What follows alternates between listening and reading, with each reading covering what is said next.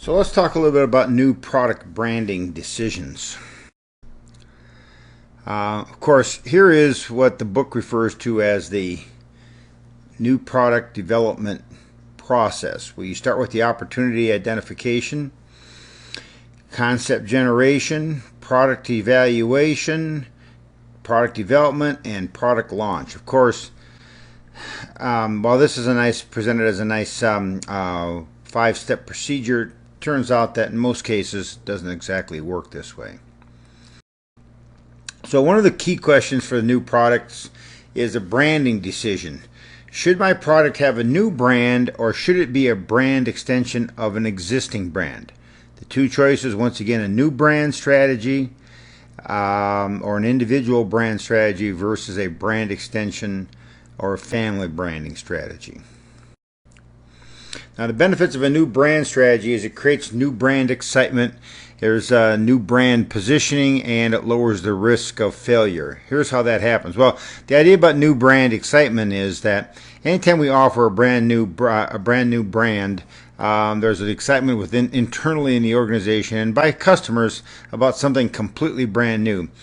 The value of something completely brand new is it doesn't come with any of the baggage with an existing brand name. So we can take a new brand and position it any way that we would like. Of course, that comes with some baggage, and the baggage that it comes with is the lower risk of failure. That is, if a new brand fails, it doesn't bring down any other brand. It's simply the new brand. The new brand is the only thing that's hurt. On the other hand, the benefits of a brand extension strategy is we have instant brand equity. Of course, we're not sure how much of it will transfer, but if I'm already using an existing brand name, I have built-in awareness and trial, built-in product acceptance, and built-in positioning. And of course, what that means is I immediately get trial. Also, will help me to get shelf space. It undoubtedly will cost me less to launch the product because people are already familiar with the brand name, so my marketing costs go down. Of course, the danger with a brand extension or using a family branding strategy is that if the product turns out to be a failure, it hurts not only the brand new product, but also the brand that we used in the extension. So it really, the other option is the idea of private labeling as a new brand strategy.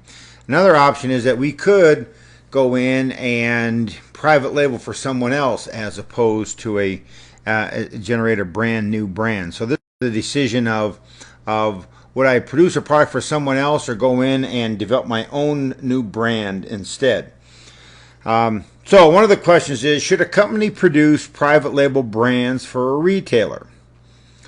All right, the benefits of a company producing private label brands for a retailer. Well, it helps to cover my costs. It allows the company to pursue a segment without marketing or diluting its current brands. It increases total market share and increases economy of scale. And of course, the point here is that if I have a private label that I am producing, not only can I count the sales of my own brand, but I can also count the sales associated with the private label. And if I don't do it, the truth is someone else will.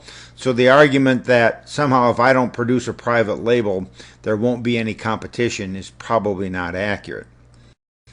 Now, some of the disadvantages of producing private labels for a particular retailer is, in one way or another, it adds competition. And of course, customers are pretty smart, and it's probably easier for them to identify products that are made by the same company. Once again, another disadvantage of using private label branding is that it lowers my margins. Since I don't have to do any marketing to get the product to market, it costs me less.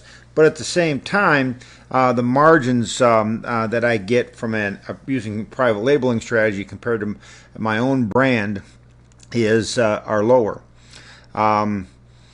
There's also the potential to have leverage by the purchaser. That is, the private labeling company has some leverage. They are making a large order, and as a result, they have leverage in terms of pursuing better prices and perhaps better delivery and a variety of things. Of course, there is always a notion, the danger that customers might find out that I am in fact making the private label brand for another company, and as a result, they might believe that they're getting the same product if they buy the private label product. Another problem with using private labeling, is that I'm going to use up a bunch of capacity that at some point in time I might need later on. And of course, there's always this issue of the effect on employees. Employees of a company like to produce their own brands. They're not necessarily quite as excited about producing products for a competing private label brand. So what would you do? Would you produce those private labels? Or would you say, no private labels for us. If we want to go after a particular market segment, we'll produce a brand new brand of our own.